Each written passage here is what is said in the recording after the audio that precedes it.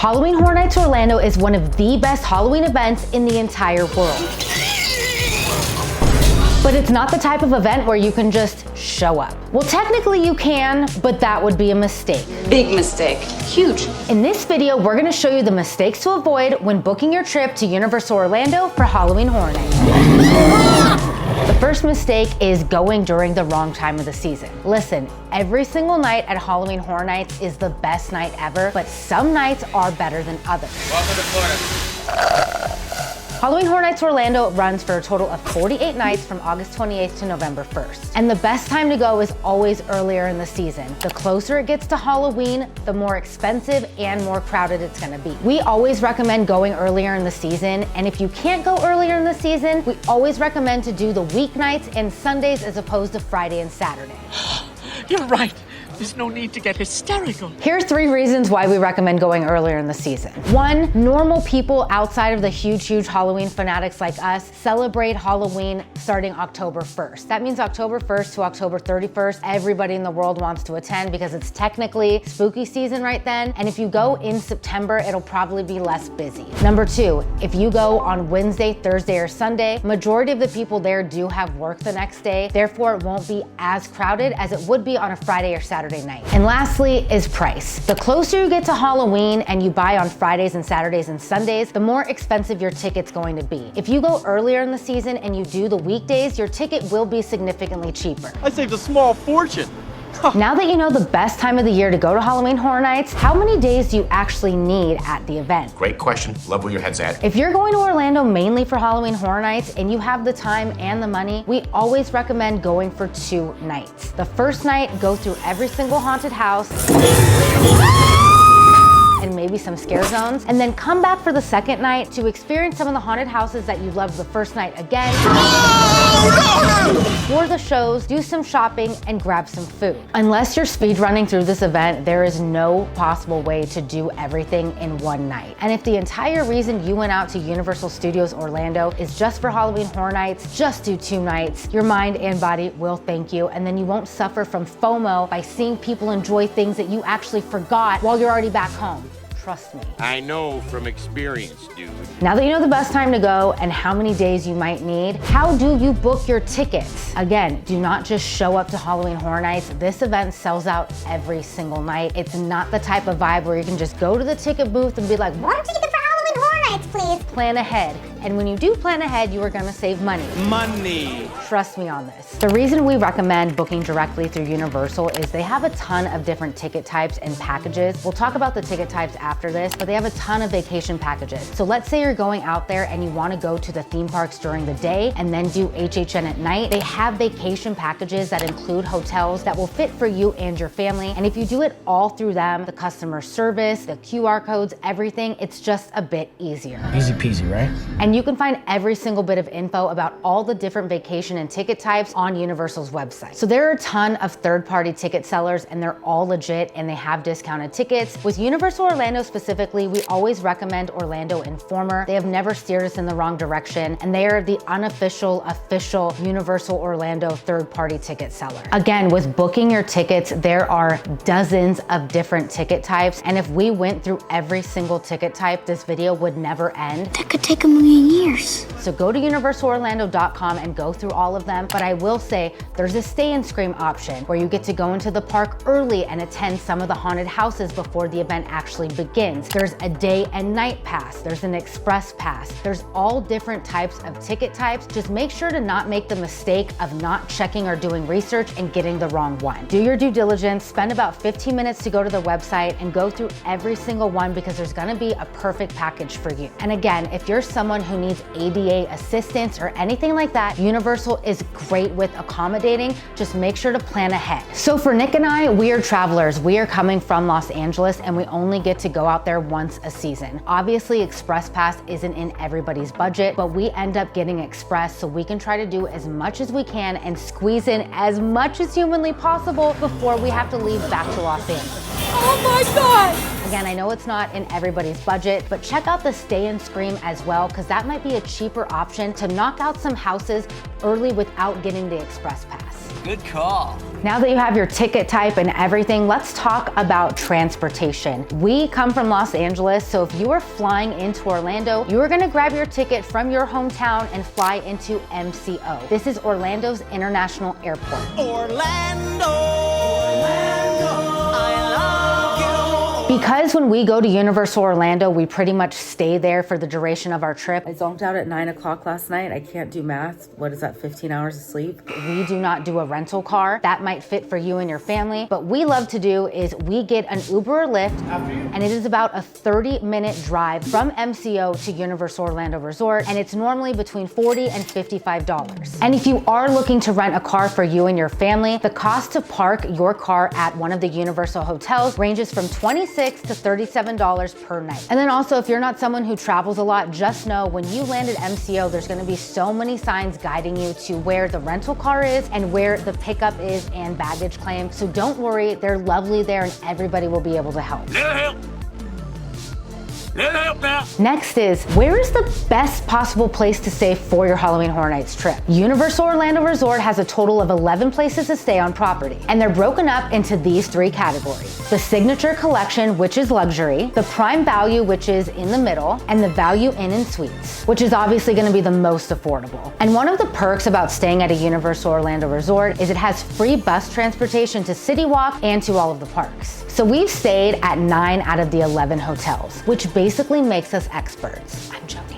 But let's go over which hotel might be the best for your trip. So the first one is the most convenient. This is if budget is not an issue and you just wanna go out and ball out, you're gonna wanna stay at the Hard Rock Hotel. This is one of the highest rated and most expensive places to stay on property, but it is also the most convenient. If you stay here, it's gonna be a literal 5-minute walk to the parks. And this one has its own separate security check, so there's barely ever a line, which is super convenient because it does get busy. The next category is the most festive, and this is what I care about. When I travel somewhere, I want to be immersed in that, especially for Halloween, and that is Cabana Bay. Cabana Bay will be one of the cheaper options and the most festive, but it's also going to be a poppin' party and a bit on the louder end. So they do this spooky swizzle lounge in the lobby, and they have all these little lit up pumpkins and everything, and it is super fun. You can grab a drink, a pregame drink before HHN, and I just adore that lobby. Seriously, it's one of my favorites. We stay there all the time. And if you're a Halloween Horror Nights sicko, you can find the Little Boo behind the bar. So Cabana Bay will probably be the most busy. Expect long Starbucks lines, long bar lines for those pre-gaming before the event, and a really, really long bus line back after Halloween Horror Nights. Oh gosh, it was kind of a nightmare last time, I'm not gonna lie, and then we ended up probably breaking the rules and like bus skipping, going to a different resort and then catching a bus, and it was kind of a nightmare, but Cabana Bay is the most festive and it is the most fun. But it will be one of the longest lines after HHN concludes for the night. So if you wanna leave about 15 minutes early and catch the bus before it's crazy, I would suggest doing that. And the next category is cheap, convenient, I do not care where I stay, just get me out there, I wanna save money. This is when you just need a freaking place to stay, okay? We recommend Aventura, Dockside, or Surfside. These are gonna be the value in category over at Universal Orlando Resort and the most inexpensive. These are your no frills, this is what I'm gonna sleep in, that's it kind of resort. There's nothing fancy about it. You have a clean bed, very, very simple. Nothing fancy to it. Also, Aventura, Dockside, and Surfside are on the newer end of the Universal Orlando resorts, and they're awesome. So we've stayed at all 3 of these cheaper end hotels and we absolutely loved it. And they all have a Starbucks. They all have a pool. They're all very clean. They have great service and they all have transportation to the parks. And all of the bars at the hotels at Universal Orlando Resort will be Halloween themed, even at the Value Inn and Suites. But we just talked about the Swizzle Lounge at Cabana Bay because it's our absolute favorite. And everyone knows it. So let's talk about Universal City Walk. This is another way that you can celebrate Halloween out there without buying a ticket. So let's say you're out there for an entire week and you don't have tickets to the park or the Halloween event every single night. You can go to CityWalk and pop off with your friends and it'll still be just as fun. The first thing we recommend doing at CityWalk during Halloween Horror Night season is the Dead Coconut Club. This place is so fun. It's a 2-story nightclub and it's not just dancing and singing and, you know, people grinding. She's really good. I realize I just sound like a grandma saying that, but it is literally so much fun. They have great drinks, great music, great service, there's photo ops, and there's no cover charge to go in. And it is all ages, but as the night gets later, kids under 18 will need a parental chaperone. So just know that. If you're bringing your babies in there, you gotta stick with your kids. Baby's first rate. Baby's first rate.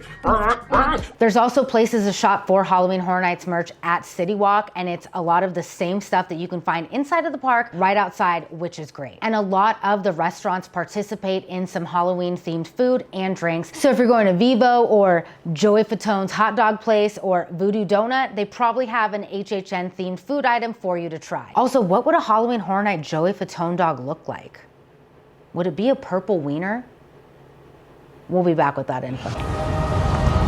I don't know why they do that. One of the best parts of Halloween Horror Nights Orlando is the food. The food culture here is out of control in the best way. The theming, the dedication, and commitment to these out of control, kind of gross food items is awesome. Like this one year when Ghostbusters was a house, we had this slime dog and it had this like green nacho cheese slime oozing out of the hot dog. What is this green stuff? Sounds gross, but it was really cool. They even made the Freddy Fazbear cupcake. So I'm expecting this year's to be even crazier with Sinners and Stranger Things being on the lineup. I'm pretty sure we'll get some fried catfish and some sort of Eggo situation. I'm personally hoping for a buff Vecna bloody guts meat thing. I don't know, but in my mind it sounds really cool. But that leads me to answer the one question that we get every year when we attend this event. I'm a picky eater with dietary restrictions. Will I be able to eat?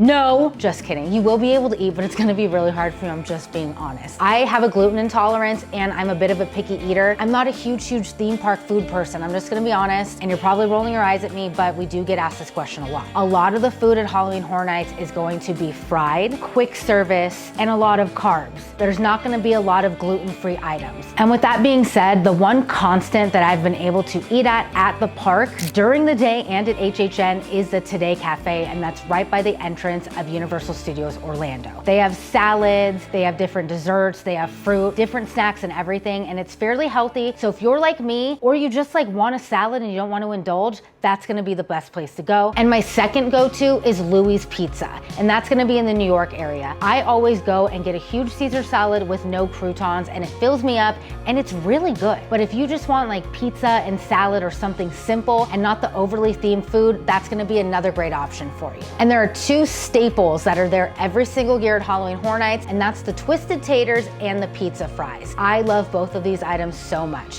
The Twisted Taters you can find towards the front end of the park and at various food booths, and these are these long fried taters with different sorts of powders on them that you can eat on the go, but then again, don't stab anyone with the wooden stick and don't run and gun like I do, because you can choke and then that wouldn't be fun, that would ruin your night. And then you can find the pizza fries over by the ET ride, and they are little pizza fries, literally French fries, cheese, marinara sauce, and pepperoni. And they are freaking awesome. And if you've never been to Halloween Horror Nights Orlando and it's your first year, you have to get the pizza fries. It's a rite of passage. It's a badge of honor.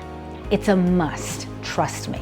It's Halloween. Now it's time to talk about one of my favorite things at the event, and that is the drinks. I'm gonna be real. All of the themed drinks at this event are sugary booty caca. I'm sorry. They have bitters in it. They're all pre-made, and it's more sugar than it is alcohol. I made the mistake one year of only drinking these themed drinks, and they nearly took me out. 'Cause I'm on vacation.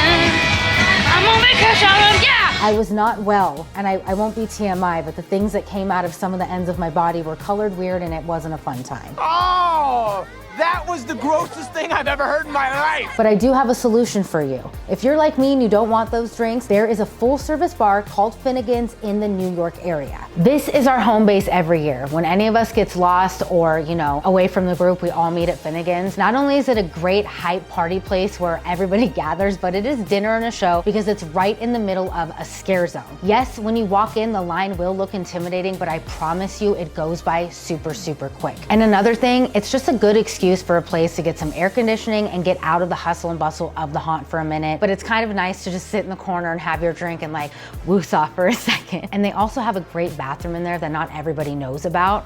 go check that one out. And on top of that, if Finnegan's is not your jam, there are various drink carts all around the park during Halloween Horror Nights. This is where you can get my absolute favorite Halloween Horror Nights drink, and that is the Cursed Cranberry. This is a cranberry seltzer. I think it's like 12% alcohol. Okay, this will sneak up on you. It tastes like a full-blown cranberry vodka with lime that you get at the club. So let's go over some FAQs that you need to know. Can you wear a costume to Halloween Horror Nights Orlando? No. No! You can bounce, you can wear a cute little headband, you can wear some fun makeup, but you can't wear prosthetic makeup, and you absolutely cannot wear a mask. And the reason that they do this is because they don't want guests to confuse you with one of the scare actors. Don't even try it. Do not bring a mask. Don't wear fake blood or anything. Just don't do it. I like to wear glitter and over-the-top crazy lashes with maybe some glow-in-the-dark like little face stuff. But that's it. Don't go too crazy. How do I find the wait times when I'm there? I'm on the other side of the park and I want to know if the Stranger Things house is a 55-minute wait. Well, they have an app for that. Make sure to download the Universal Orlando app. Trust me, you're going to want to do this. And on top of that,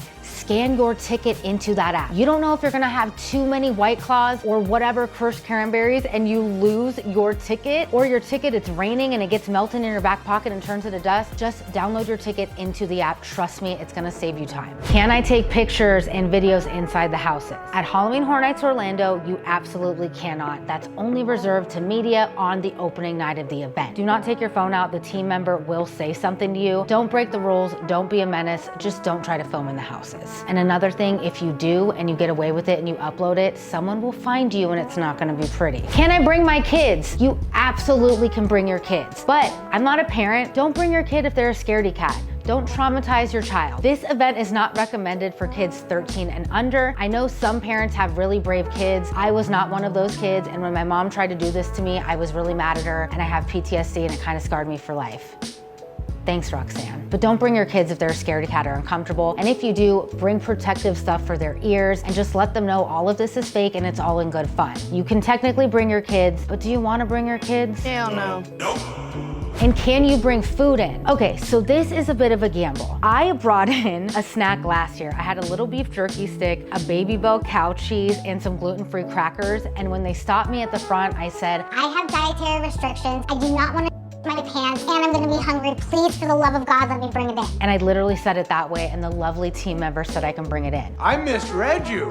You're sick. If you are someone with diabetes or severe dietary issues, they will let you bring it in, but you just have to be prepared to explain or go to guest services. I literally did. I was like, I will my pants if I eat this food. She's like, Okay.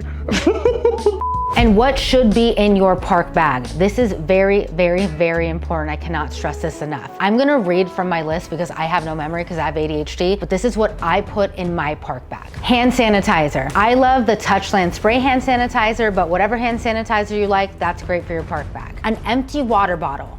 It cannot be glass, but I definitely suggest bringing an empty water bottle because one, waters are like $7 at the event and it might not be the water that you want, and then it won't stay as cool as it will in your own little disposable water thing. And also, pro tip, you can refill that water at any of the participating restaurants at the Coca-Cola freestyle machine. You don't just have to do it at the water, what are they called? The water fountains, there we go. I can read. Yeah, bring it to the Coca-Cola freestyle machines. It's cooler, cold water, it's awesome. Extra socks. You're probably rolling your eyes at me again. Bring extra socks. It's humid in Florida, and if you're not used to humidity, my feet get sweaty, which is really gross. And sometimes if it's been raining, you'll get the fart shoes and then you'll get blisters and then your feet are nasty. Just bring extra socks. They're not gonna take up a lot of room in your bag. A poncho. Again, Florida weather is unpredictable. Grab a little poncho. You don't wanna grab it there because it's gonna be $25. Just get one off of Amazon or the 99-cent store, but don't buy it there. A chub rub stick. When it's hot, my thighs rub and then I get a rash. You can also use deodorant for that, but I would bring something for your underarms, under your boobs, and in between your thighs. I know from experience, and it freaking hurts. A phone charger. You're gonna be having fun, taking selfies with your friends, putting it on Instagram. Just bring an extra phone charger just in case. This is my favorite one, and we'll have like an Amazon link below for all of the stuff that we mentioned, but this is my favorite one, and it's pink. And it's easy. Earplugs. I'm a scaredy cat. You probably have a scaredy cat in your party, and earplugs lessen the blow, and it's just safer for your ears, so bring earplugs. And again, don't laugh, don't be embarrassed, bring some extra panties. Okay, these ones are granny panties. I wouldn't bring these, I'd bring like smaller panties. Why do you bring extra panties in this event? When I get scared, sometimes I pee a little. If peeing your pants is cool, consider me Miles Davis. I'm not embarrassed to admit it. Sometimes when I get scared, I pee a little. I learned this at Halloween Horror Nights Hollywood in 2021 when I peed myself a little bit in the mirrored room during the Halloween maze. Michael Myers came out. I thought he was a statue and it wasn't, and I peed. I hated that. That was the worst done in my life. I didn't have a pad and I didn't have extra panties, and I had pee-pee underwear the rest of the night. It is what it is. I'm not too embarrassed to admit it. Again, you might have accidents from eating all of the heavy food and you might have to your pants. If that happens, have some extra panties. Do not laugh at me because it happens to the best of us. And that's where we circle back to number one is the hand sanitizer, which came handy again. And then also bring some wet wipes for your hands as well. But panties, they are gonna be your best friends. This goes for men too. I don't know, you might have a weak bladder, you might have to pee yourself a little bit. Bring some extra panties. And here is the final, most important thing for your Halloween Horror Nights trip. Have fun. Have fun. You paid a lot of money, you did a lot of planning, you did all of the things. Have fun. We're gonna have fun. And even if you didn't follow every single piece of information in here, you're still gonna have fun. Literally, the only thing you have to follow is getting your tickets ahead of time because you won't be able to have fun because you might not be able to get into the event. But as long as you follow that rule, it's fine. You don't have extra panties, whatever. You don't have hand sanitizer, it's fine. Oh my God, the lines were too long. You didn't get there early, whatever. You're having fun. It's Halloween. It's gonna be awesome. None of it is that deep. Just make sure to have fun. If you liked this video, please like and subscribe because we're gonna be there at the opening night of Halloween Horror Nights Orlando. Thank you so much for watching. We'll see you later.